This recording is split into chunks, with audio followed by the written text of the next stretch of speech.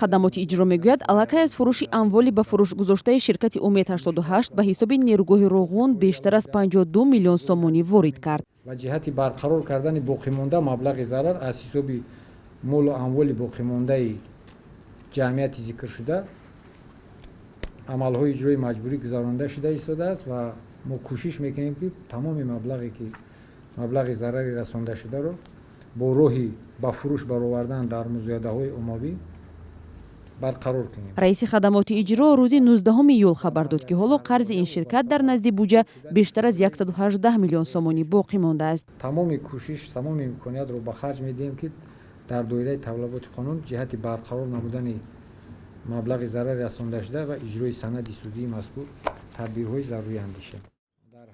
масъулин мегӯянд нархи амволи боқимонда 121 миллион сомонӣ аст ва тамоми амвол вобаста ба нархе ки додгоҳ муқаррар кардааст фурӯхта шуд. ширкати Умед 88 аз соли 2006 дар бозори сӯхти Тоҷикистон ворид шуд ва ба гуфтаи роҳбараш беш аз 2 миллиард сомонӣ ба буҷаи давлат андоз супурд. ин ширкат то замони қатъи фаъолияташ беш аз 500 коргар дошт.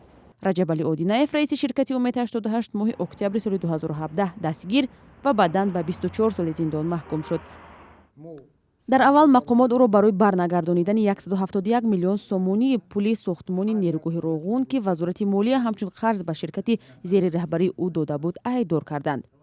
Умед 88 яке аз се ширкати умдаи таъминкунандаи сӯзишворӣ дар бозори Тоҷикистон буд ки бо Газпроми Русия ва ширкати хусусии Фарос дар рақобат қарор дошт.